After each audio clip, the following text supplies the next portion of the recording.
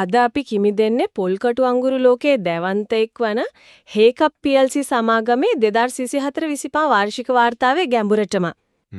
මේක නිකම්ම සංඛ්‍යා ලේඛන තියෙන පොතක් නෙමෙයි. සීමිත බලපෑමක්, ඒ කියන්නේ බවුන්ඩ්ලස් ඉම්පැක්ට් කියන තේමාව යටතේ එයාලා තමන්ගේ මුළු ව්‍යාපාරයම දිගහැරලා තියෙනවා. ඇත්තම. ඒ වගේනේ එයාලගේ වාර්තාවේ මුල ඉඳන්ම තල්මසෙකුගේ රූපයක් යොදා ගන්නවා. ඔව් මමත් ඒක දැක්කා. ඒක නිකම් ලස්සනට දාපු පින්තූරයක් නෙමෙයි. තල්මසා වගේ විශාලයි, ශක්තිමත්, ඒ වගේම ගැඹුරු මුහුදේන කුණාටු වලට ඔරොත්තු දෙනවා. ඒ ගමන්ම උපාය මාර්ගිකව තමන්ගේ ගමන් මඟ වෙනස් කරනවා. හරියටම. ඉතින් අපි බලමු මේ වාර්තාවේ තීන්තු පිටුපසේ ඉන්න මේ තල්මසා ඇත්තටම මුහුණ දෙන අභියෝග මොනවද? ඒවට පිහින්නන්නේ කොහොමද කියලා. අපේ මෙහියුම තමයි මේ පිටු 100 ගානක වාර්තාවේ තියෙන වැදගත්ම දේවල් පෙරාගෙන හේකප් සමාගමේ ඇත්ත කතාව තේරුම් ගන්න එක. හරි. එහෙනම් මුලින්ම අහන්න මේ කියන හේකප් කියන්නේ හරියටම මොකක්ද? පොල්කටු අඟුරු විකුණනවා කියන එකට වඩා ගැඹුරු දෙයක් මෙතන තියෙනවා වගේ.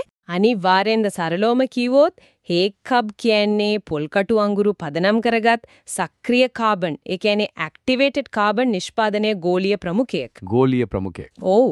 ලෝක වෙළඳපොලෙන් 16ක්ම තියෙන්නේ යාලා අතේ. හැබැයි මේ සක්‍රීය කාබන් කියන්නේ මොකක්ද කියලා තේරුම් ගත්තොත් තමයි කතාව පැහැදිලි වෙන්නේ. ඔව් ඒක පැහැදිලි කළොත් හොඳයි. සක්‍රීය කාබන් ඇහෙද්දී නම් හිතන්නේ මොකක් හරි රසායනාගාරයක තියෙන දෙයක් වගේ. හිතන්නකෝ මේක අදි තාක්ෂණික ස්පන්ජ් එකක් කියලා. ස්පන්ජ් එකක්. ඔව්. හැබැයි මේක උරාගන්නේ වතුර නෙමෙයි. වතුරේ වාතයේ එම නැත්නම් වෙන ද්‍රාවණයක තියෙන අපද්‍රව්‍ය. විෂ රසායනික ද්‍රව්‍ය වගේ දේවල්. හරියටම විෂ, අනවශ්‍ය පාට, ගන්ධ මේ හැමදේම. මේ කාබන් අංශවක තියෙන කෝටි ගණනක් ශුද්‍ර සිදුරු වලට පුළුවන් මේ අපද්‍රව්‍ය අල්ලලා හිර කරගන්න. ඒ කියන්නේ බොන වතුර ෆිල්ටර් කරන එකේ ඉඳලා ඔව් එතන ඉඳලා රන් පිරිසිදු කරන එක, වාතය පිරිසිදු කරන එක, අනාගතයේ ලිතියම් අයන් බැටරි වගේ බලශක්ති ගබඩා කරන උපංග දක්වාම මේක නැතුවම බැරි දෙයක්. ඒ කියන්නේ එයාලා විකුණන්නේ නිකම්ම අඟුරු නෙවෙයි, පිරිසිදු කිරීමේ තාක්ෂණයක්. මේක 1973 දී පටන් ගත්ත ගමනක් නේද? ඔව්. මිගමුවේ මඩම්පේ ප්‍රදේශයේ කුඩා කර්මාන්තශාලාවකින් පටන් ගරන් දැන් වසර 50ක ඉක්මවලා. ඒ වගේම යාළගේ අනිත් අංශ පියුරිටස්. ඔව් පියුරිටස්. ඒක තමයි එයාලගේ පාරිසරික ඉංජිනේරු අංශය. ඒ හරහා මේ පිරිසිදු කිරීමේ තාක්ෂණයේ තවත් ඉහළට ගෙනින් මහා පරිමාණ ජල පිරිපොහොදු පද්ධතිය සහ අපජල කළමනාකරණ විසඳුම් ලබා දෙනවා. හරි. එහෙනම් මේ තරම් ශක්තිමත් ගෝලීය ව්‍යාපාරයකට මුහුණ දෙන්න වෙන ලොකුම අභියෝගය මොකක්ද? වාර්තාවේ අනිවාර්යෙන් මේ ගැන ඉඟියත්ටි අපි සංඛ්‍යා ලේඛන පැත්තට හැරමුද? හොඳම තැන පටන් ගන්න. එයාලගේ මේ වසරේ ආදායම රුපියල් බිලියන 43.2ක්. බිලියන 43.2ක්. බදුපසු ලාභය බිලියන 4.3යි.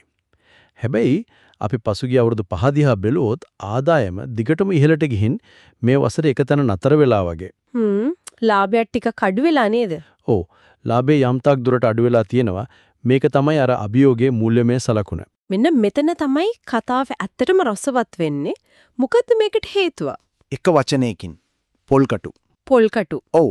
එයාලගේ සම්පූර්ණ ව්‍යාපාරයම රඳාපවතින අමුද්‍රව්‍ය හිඟ වෙලා මිල අහස උසට නැගලා. දේශගුණික විපර්යාස නිසාද? ප්‍රධානම හේතුව ඒක තමයි. පොල් අස්වෙන්න අඩු වෙනෝ, ඒ අතරේ පොල්කටු අඟුරු වලට තියෙන තරංගකාරීත්වය වැඩි වෙනවා. ඉතින් ඒක කෙලින්ම ලාභයට බලපානවා. හරියටම. එයාලගේ දලලාභ ආන්තිකය, ඒ කියන්නේ gross profit margin එක 31 ඉඳන් 28ක දක්වා පහළ බැහැලා. සරලව කිව්වොත් එයාලා විකුණන හැම රුපියල් 100කින්ම අතේ ඉතුරු වෙන ගාණ අඩු වෙලා. අමුද්‍රව්‍ය මිල මෙච්චර ඉහළ යනකොට ලාභය රැක ගන්න නම් යාලට මොකක් හරි මැජික් එකක් කරන්න වෙනවා. මොනවද යාලා කරපු ඒ මැජික්? එයාලගේ උපාය මාර්ගයේ කොටස් 3කට බෙදන්න පුළුවන්. හරි. පදරඩි එක තමයි අගය එකතු කළ නිෂ්පාදන, ඒ කියන්නේ value added products වලට මාරු වීම. ඒ කියන්නේ නිකම්ම කාබන් විකුණනවා වෙනවට විශේෂිත කාර්යයන් සඳහා උදාහරණයක් විදිහට සුපිරි ධාරිත්‍රක, ඒ කියන්නේ සුපර් කැපැසිටර්ස් සඳහා හදපු ඉහළ මිලක් තියෙන කාබන් විකිණීම. දැන් යාලගේ ආදායමෙන් 65ක්ම එන්නේ මේ වගේ නිෂ්පාදන වලින්. 65ක් මේක ලොකු ගාණක්. හරි. දෙවෙනි එක තමයි පිරිවැය කළමනාකරණය. එයාලා ලීන් ක්‍රමවේද කියලා දෙයක් හඳුනා දීලා තියෙනවා. ලීන් කිව්වේ. ඒ කියන්නේ මොන වගේ දේවල්ද? නිෂ්පාදන ක්‍රියාවලියේ අනවශ්‍ය පියවර අයින් කරන එක වගේ දෙයක්ද? ඔව් ඒක තමයි.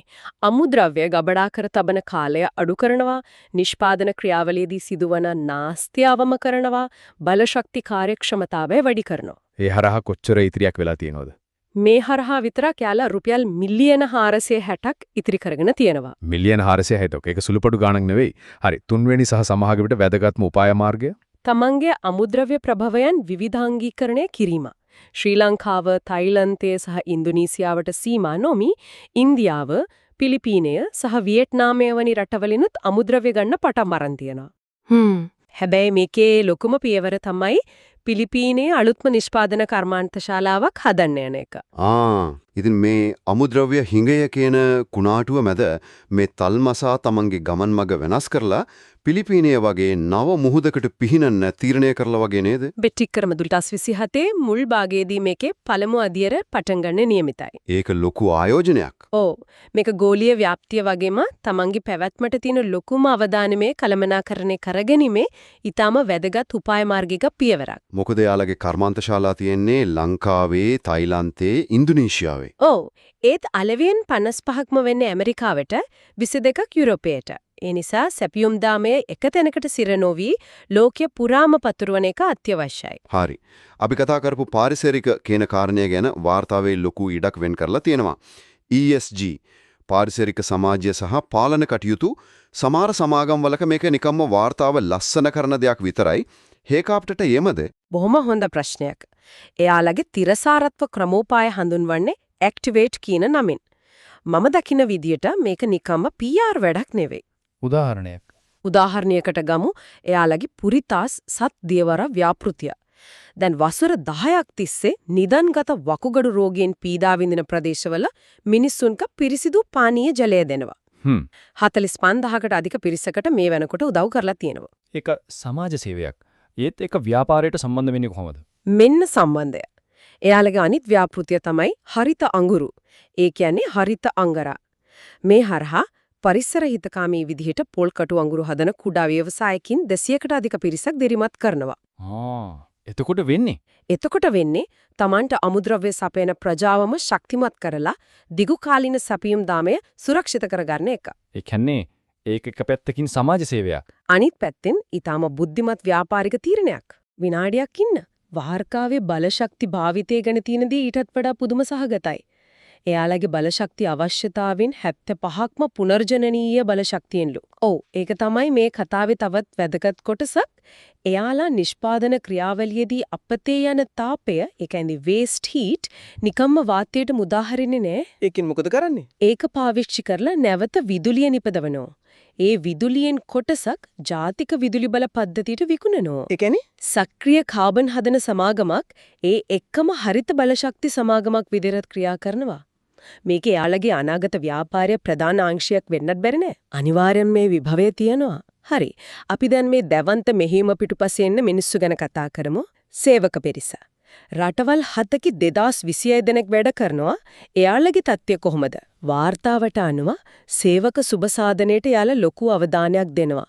සෞඛ්‍ය රක්ෂණ, ණය යෝජනා ක්‍රම, දරුවන්ගේ අධ්‍යාපනයට ආධාර වගේ ප්‍රතිලාභ රැසක් තියෙනවා. පුහුණුවීම් ගැනත් සඳහන් වෙන එක් සේවකයෙකුට වසරකට සාමාන්‍ය පුහුණු පැය ගණන 17.3ක් කියලා සඳහන් වෙනවා. පැය 17.3ක් අවුරුද්දකට. ඒ කියන්නේ දවස් දෙකක විතර වැඩමුළුවක්. ගෝලීය මට්ටමේ සමාගමක ප්‍රමිතීන් එක්ක බලද්දී මේ අගේ ඇත්තටම සේවකයෙක්ගේ දක්ෂතා වර්ධනයට ප්‍රමාණවත්ද? ඒක විවේචනාත්මකව බලන්න පුළුවන් කරුණක්. සමහර විට ඒක එයාලට ඉදිරියේදී වැඩි දියුණු කරගන්න පුළුවන් අංශයක් වෙන්න ඇති. හැබැයි විනිර්විත භාවය පැත්තෙන් යාළ ඉදිරියෙන් ඉන්න තැනක් තියෙනවා. වාර්තාවේ එයාලගේ බඩල්ගම කර්මාස්ථාලාවේදී බොයිලරුවක දෝෂයකින් සිදු අනතුරකින් එක් සේවකයෙකු මියගොස් 14 දෙනෙකු තුවාල ලැබූ බව ඉතා විවෘතව සඳහන් කරලා තියෙනවා. ඒක ඊටාම කනගාටුදායක සිදුවීමක්. ඇත්තමයි. ඒත් මේ වගේ සිදුවීමක් වාර්ෂික වාර්තාවක සංගවන්නේ නැතුව විවෘතව වාර්තාකරන එක විශේෂයෙන් අපේ කලාපේ සමාගම අතර දකින්න ලැබෙන්නේ කලාතුරකින්. ඒක ඇත්ත. පවත්තලා ආරක්ෂක ක්‍රමවේද තවදුරටත් ශක්තිමත් කරන්න පියවර ගත්තා කියලාත් සඳහන් වෙනවා. අපි ආපහු හැරමු මුළු කතාවෙම කේන්ද්‍රීය ගැටලුවට. දේශගුණික විපර්යාස සහ අමුද්‍රව්‍ය අවදානය. පිලිපීනයට යන එක ඒක විසඳුමක්. ඒත් මේක කොච්චර බරපතල විදිහට යාලා අධ්‍යයනය කරලා තියනවද? මෙන්න මේක තමයි වාර්තාවේ තියෙන ගැඹුරුම සහ සමහර විට බිය උපදවන සුළුම කොටස. එයාලා අනාගතය ගැන හිතන විදිහ. එයාලා දේශගුණික විපර්යාස ගැන විවිධ අවස්ථා 3ක්, ඒ කියන්නේ සිනෑරියෝස් 3ක් යටතේ තමන්ගේ ව්‍යාපාරයට වෙන බලපෑම තක්සේරු කරලා තියෙනවා. ඒ කියන්නේ ලෝකේ net zero ඉලක්ක කළා ගියොත් වගේ දේවල්ද? හරියටම ඒක එකක්. දැනට එන විදිහටම ගියොත්, ඒ කියන්නේ කරන්ට් පාත්වේ එකේ ගියොත් මොකද වෙන්නේ? සහ තත්වය තවත් දරුණු වුණොත් ඩයිවර්ජන්ස් එකකදී මොකද වෙන්නේ කියලා. සරලව කිව්වොත් ඒකෙන් අදහස් වෙන්නේ මොකද්ද? ඒ කියන්නේ එයාලා විද්‍යාත්මක දත්ත පාවිච්චි කරලා බලනවා උෂ්ණත්වය සහ වර්ෂාපතනයේ වෙනස් වෙද්දී ශ්‍රී ලංකාව, තායිලන්තයේ, ඉන්දුනීසියාව වගේ රටවල පොල් වගාවට මොකද වෙන්නේ කියලා. ඒ කියන්නේ අනුමාන කරනවා නෙවෙයි. නෑ, නිකන් අනුමාන කරන එකක් නෙවෙයි. උදාහරණයක් විදිහට එයාලගේ විශ්ලේෂණයට අනුව තායිලන්තයේ වර්ෂාපතනය අඩුවීමෙන් කෙටි කාලිනවම පොල්ලස් වෙන්නට බලපෑම් එල්ල වෙන්න පුළුවන් කියලා එයාලා හඳුනාගෙන තියෙනවා. මේක තමන්ගේ ව්‍යාපාරික මොඩල වෙන ස්වභාව දහමේ ලොකුම අභියෝගයට ඔරොත්තු දෙනවද කියලා කරන ස්ට්‍රෙස් ටෙස්ට් එකක් වගේ. පිලිපීනේට අනේක වගේ තීරණ එන්නේ මේ වගේ ගැඹුරු විශ්ලේෂණ වලින්. ඔව්. ඒත් ඒකෙන් කරන එක අවධානමක් තවත් රටවල් කීපයක් අතර බෙදලා දාන එක විතරයි නේද? අග්නිදිග ආසියාවේ මේ හැම රටක්ම දේශගුණක විපර්යාස වලට මුහුණ දෙනවා. ඒක තමයි මිලියන ගානක ප්‍රශ්නය. දැනට යාලා කරන්නේ අවදානම භූගෝලීයව බෙදා හරින එක. ඒක කෙටි සහ මධ්‍යකාලීනව වළංගු උපාය මාර්ගයක්. එනම් මේ මුළු කතාවම එකට එකතු කළොත් අපිට පේන චිත්‍රය මොකද්ද? හේකප් කියන්නේ පොල්කටු කියන එකම කෘෂිකාර්මික අමුද්‍රව්‍ය මත ගොඩනගුණු ගෝලීය වශයෙන් අතිශය සාර්ථක නවෝත්පාදනීය සමාගමක්. ඔව්. නමුත් එයාලගේ පැවැත්මට තියෙන ලොකුම තර්ජනය එල්ල වෙන්නේ වෙළඳපොලෙන් නෙවෙයි, සෝබා දහමෙන්මයි. හරියටම. එයාලගේ සීමා රහිත බලපෑමක් කියන තේමාව මේ අභියෝගයේ ජය ගන්න එයාලා දරන උත්සාහය තමයි පෙන්눔 කරන්නේ. නවෝත්පාදනය, තිරසාරත්වය සහ ගෝලීය ව්‍යාප්තිය කියන කුළුණු තුනම තමයි මේ තල්මසා කුණාටෝ මැදින් පිහිනන්න උත්සාහ කරන්නේ. ආයෝජකයෙක් පැත්තෙන් බැලුවොත් එයාලගේ ලාභාංශ ගෙවීමේ ඉතිහාසය ස්ථාවරයි. මේ අභියෝග මැදුණත් එයාලා කොටසිමියන්ට ප්‍රතිලාභ ලබා දීලා තියෙනවා. හේලිස් සමූහ ව්‍යාපාරයේ කොටසක් වීමත් එයාලට යම් ස්ථාවරත්වයක් ලබා දෙනවා. අපි මේ ගැඹුරු විමසුම අවසන් කරද්දී සිතන්නට දෙයක් ඉතිරි වෙනවා. හේකප් සමාගම දේශගුණික විපර්යාස කියන යථාර්ථය ඊටම හොඳින් තේරුම් අරන් ඒකට මුහුණ දෙන්න බුද්ධිමත් පියවර ගන්නවා. නමුත් පොල්කටු ලැබෙන රටවල් මාරු කරන එක දිගුකාලීනව ප්‍රමාණවත් විසඳුමක්ද? එසේත් නැත්නම් දවසක යාලට තමන්ගේ අධිතාක්ෂණික ස්පොන්ජ් එක හදන්න පොල්කටු වෙනුවට සම්පූර්ණයෙන්ම වෙනස් දේශගුණික විපර්යාසවලට ඔරොත්තු දෙන අමුද්‍රව්‍යක හෝ තාක්ෂණයක් ගැන හිතන්නම සිද්ධ වේවිද? සමහර විට හේකප්ගේ නියම සීමා රහිත ගමන පටන් ගන්න එතනින් වෙන්න පුරුව.